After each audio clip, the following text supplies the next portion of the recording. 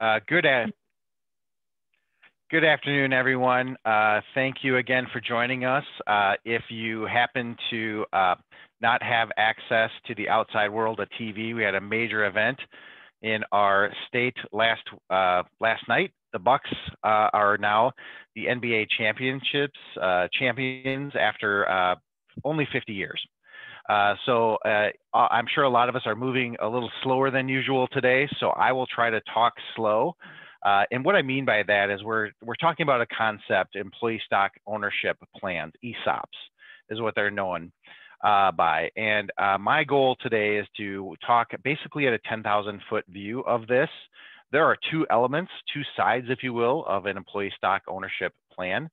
One is the benefit to employees. The other one is the benefit to the owner along the way. So as we go through this, just keep in mind, I'm going to kind of bounce back and forth between both of those lines with the ideal of having us disseminate information for you to have a general understanding of what an ESOP is, what the benefits are, perhaps what are some of the drawbacks of them are as well.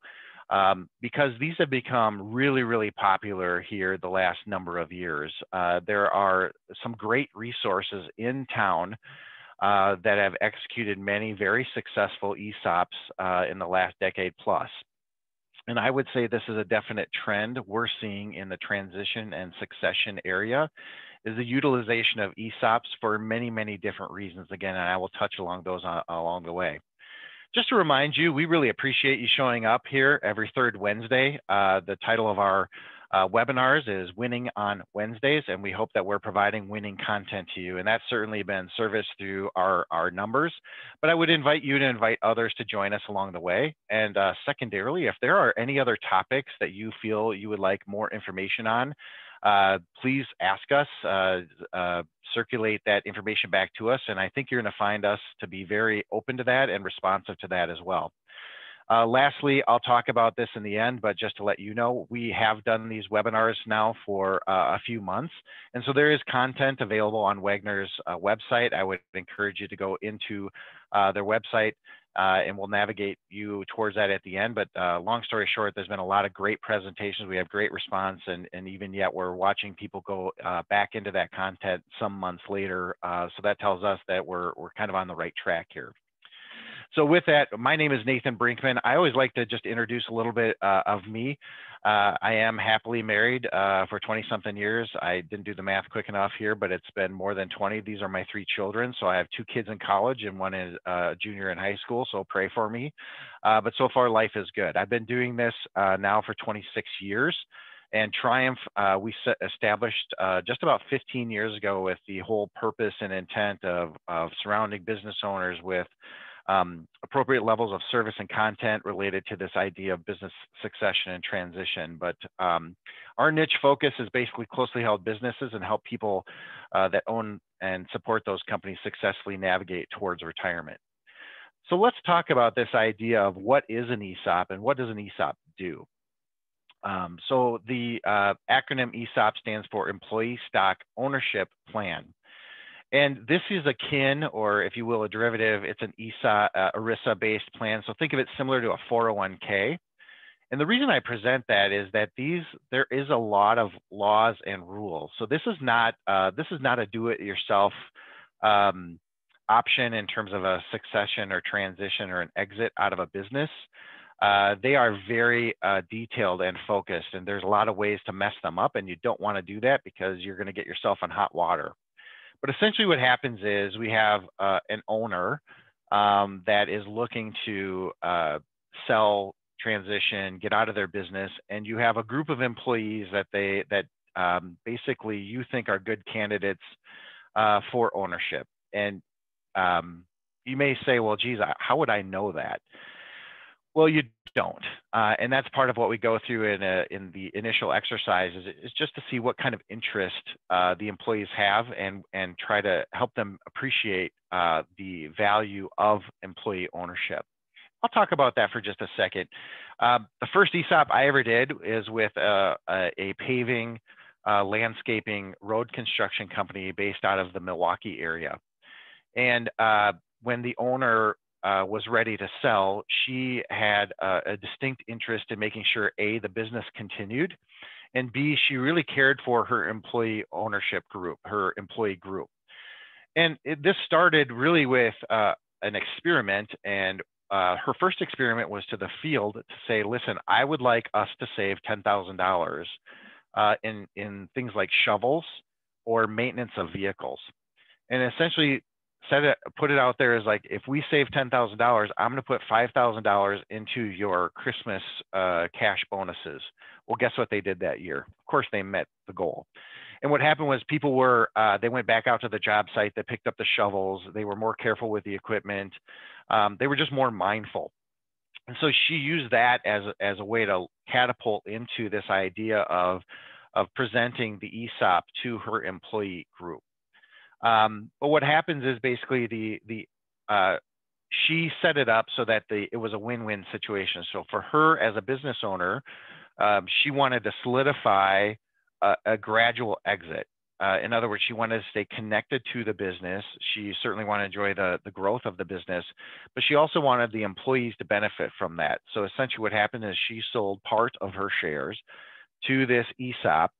The ESOP then bought out those shares and paid her back over a period of time, which is a great strategy if you're trying to save on taxes.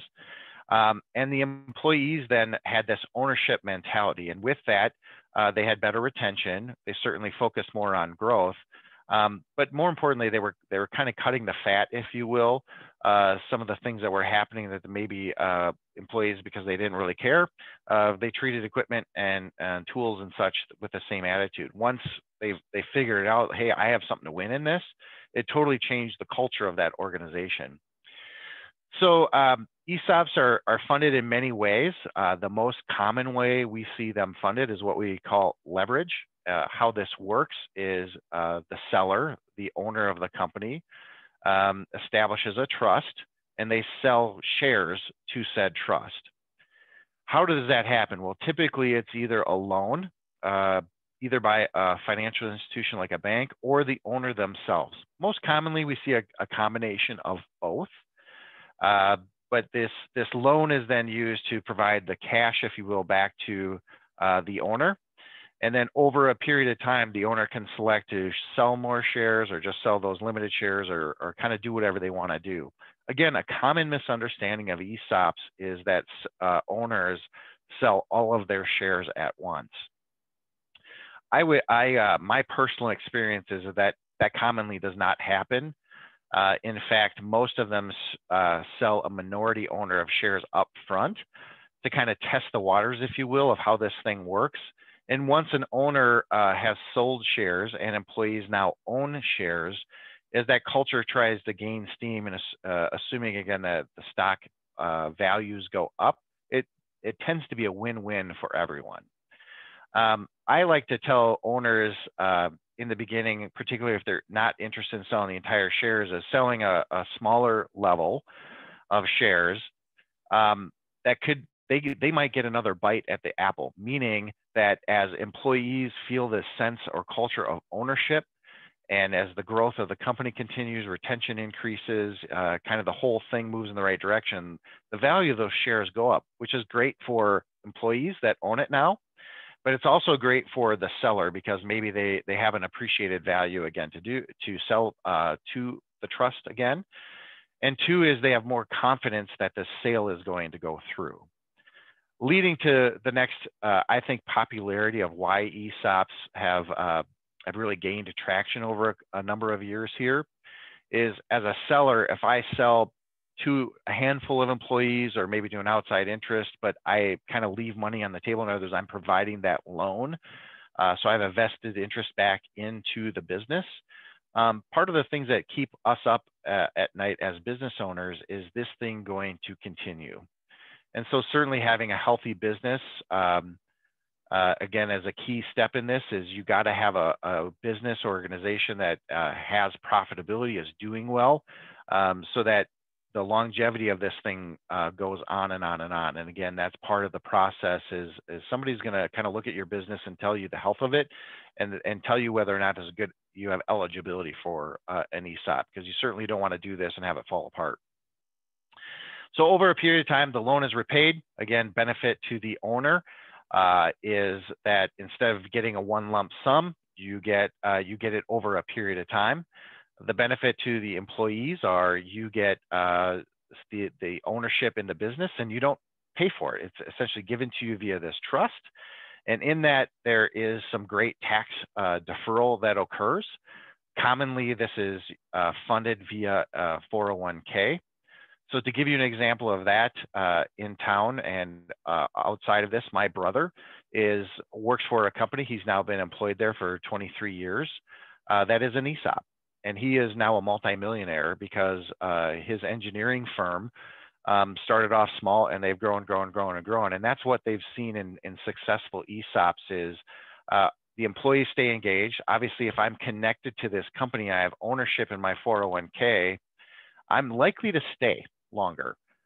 So right now, even if my brother was dissatisfied with his job, he's likely to stay just because of the ownership and the growth that he's receiving off of his ownership in this company. Local companies include previously, if you remember PDQ, the convenience gas stations that were around, that was an ESOP. That was an employee, at least a partially employee-owned operation. Obviously, recently they did, as an employee group, choose to sell out to Quick Trip, which is another great option as well. But I would say probably the one most commonly known in town is Woodman's. Again, I've had access to a couple of their employees. They've been there a long time. One of them, frankly, was a bagger, but she had $1 million in her 401k at the end of her career, which was incredible. Much of that wealth was gained via the ownership of Woodman stock and the growth that it's had certainly in the last 30 to 40 years of her career. So in all of this, the ESOPs, really, I think the biggest benefit is what you gain by culture. There's a lot of groups that really want to, from a service point of view, you'll note the data and information I'm getting from this is coming from the National Center for Employee Ownership. What I'm trying to tell those that are interested in that, there's a lot of tools and resources because this could be a real win-win situation, meaning owners have a way to get out, and employees have a way of ownership. And in the end, when people are more satisfied with their jobs and they're building wealth and they're gainfully employed, it does help a bigger culture, community, and our society as a whole. And again, I think a lot of that, there's a lot of positives to it, but on the flip side, as an owner, you should understand some of the other things that come with it, which here's the wah side of this. There is a lot of administration, federal laws, and governance that has to be in place. If there's something that I've noticed from owners, employers, they're used to being in control, and maybe they don't have as much rock solid governance in their corporate structure as they could. An ESOP will force that to happen. And so there is some sensitivity or feedback we get sometimes from owners who maybe like to take a more willy-nilly road. This is a very disciplined structure. They have to be set up with great care and governance, and they have to be maintained as such. Leading to my next keynote is ESOPs are expensive. So the average cost that we see for ESOPs is probably to set up is right around $150,000 to $250,000. So it is not for the faint of heart by way of that expenditure up front. On the flip side, there are some benefits. The benefits are the ability to tax defer, and in many ways, that tax deferral can make up for the upfront expenditures. In that governance along the way, annually, the value of the stock has to be looked at and formally valued as well. So there are some ongoing expenses, not unlike or akin to a 401k or other retirement plan. ESOPs tend to be a little bit more expensive, which means that getting that analysis of the health of your company, you want to have a company that's been profitable for a number of years, and you also want to have some upward trajectory. That's what works best for ESOPs. The research has shown that companies typically are more productive, they have faster growth, they're more profitable, and they have less turnover and generate more wealth when under the ESOP auspice. Again, a lot of that is going back to you have to have a culture or a mindset of everybody wins. Once we get to that and that ownership mentality sets in for rank and file, that's where the success of ESOPs really shines through. Another interesting thing I think, because I'm a data nerd, is if you look at this chart, you'll see that out of all the ESOPs out there, 32% come from the Midwest. So for those of you that deal with coastal companies, you know, there is such a thing as Midwest nice. And I think that part of our culture in the Midwest is probably more family oriented and more about the whole of the employee. And I think that's why in the Midwest, we embrace ESOPs more than what you'll see along the coast or the South. Again, I think it's just it's part of our mantra or persona that we share here in the Midwest. The other thing that I think is interesting is ESOPs do have some history. So the first one was established back in 1956. As of 1996, there was a change, which I think was rather significant, which allowed ESOPs to own S Corps. Again, part of that more tax efficiency process that we'll have Dan talk more in depth on if necessary. But you also see the number of ESOP participants in 1996 was 6.3 million. Today, it's 14.1 million. And yet you'll see the number of ESOPs is actually less today, or in 2017, the last time they did a major research study in this, there's actually less ESOPs, but more participants. What is that telling you? Bigger and bigger companies are adopting ESOPs. So that doesn't mean smaller companies don't do them. It just means there's better adaptation with larger organizations now than what there used to be. Again, I think that's not a bad thing. The reason I think that's a good thing is that certainly it's standed the test of time in the IRS. And then two is you have larger organizations adopt it. The actual cost has come down because there's more uniformity, there's more service providers in that space, more competition. I would say. So just a brief history, these are not fly by night. The ESOPs have been around a long time. They are very heavily regulated. They've been under the IRS scrutiny and have passed. But you do see larger companies adopting ESOPs. Another great question we get often is, well, what size company should I be at to consider an ESOP? And really there's no great answer to that, but I'll show you another chart in a moment related to that.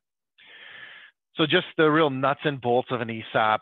ESOP enables employees to own part or all of the company they work for. Individual employees accumulate shares in their retirement accounts over time. They cash in those shares at separation from the company, most likely at retirement. And yet the stock they own never costs them anything. So they're granted it via this trust setup, which I'll go through in a minute. So let's kind of go through an example. I always learn best when you can kind of see it depicted. So we'll say Pat owns this company and she's interested in an ESOP, and she's decided that this is the road that she would like to embark upon. The first step is you create a trust. So that's the first step. Again, it's a normal, a very formal, legal process where you establish this trust. The ESOP trust then would go through the process of getting appropriate documentation. So there are documents that have to be in the company in order to qualify for to be a qualified ESOP. So there's templates that we use often here. So again, it's not we don't have to customize everything anymore. There's some great templates available, but there is some common language you definitely want to have in your ESOP. So think of it like a 401k, very formal process. At that point in time, Pat sells her shares to the trust. The trust then securitizes, most commonly, a loan. That loan is often funded by the owner herself or himself, or you see a combination of banking, utilizing some other kind of credit facility, a financial company that comes in and helps offset that. At which point in time, if there's another financial institution in play, typically the owner would then pull out said cash, or the next step of that, they do what's called a qualified replacement opportunity. And that again is more detailed oriented, but this is commonly what happens out there. Once you have the trust in place, again, the shares are transferred to that. The employees then get their ownership of the stocks. And that's the fun part. So usually we have a big session for the employees where we go through this to explain to them what's happening. And we want them to have this ownership mentality. We want them to feel like they have a connection to the company and a connection to the stock. Typically what we see is we have to provide a little bit of background of the company. We're not fully disclosing everything, but we're disclosing it's profitable. There's some meat on the bone, if you will, in terms of future growth, and that this is a way to securitize a future.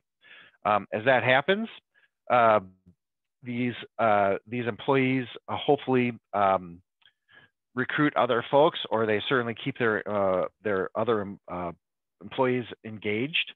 And then it's a tracking and management point of view of just making sure that the employees are engaged, that they have an understanding of what it is that they do, and hopefully it allows them to think differently. So when they think as an employee, as an owner versus an employee, they're engaged, they're looking to do things that are profitable for the company because they know at the end of the year that they win.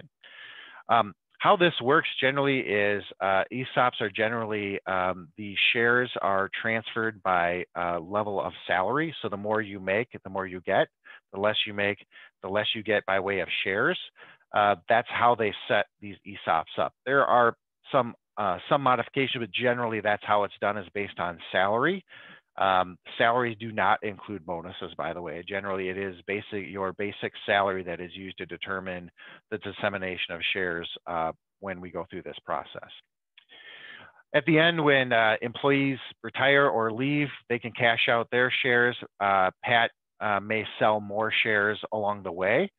And again, a lot of employers or owners like this because they feel like there's more longevity in the business itself.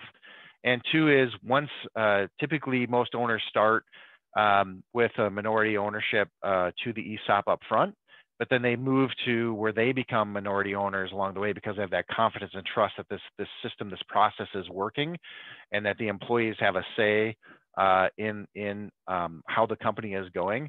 And the owners have more confidence. The sellers have more confidence that this is going to continue to go along the way. So in the end, how many workers are in ESOPs? Again, this is more recent data. Privately held companies have the majority of the ESOPs with about 5,900 plans.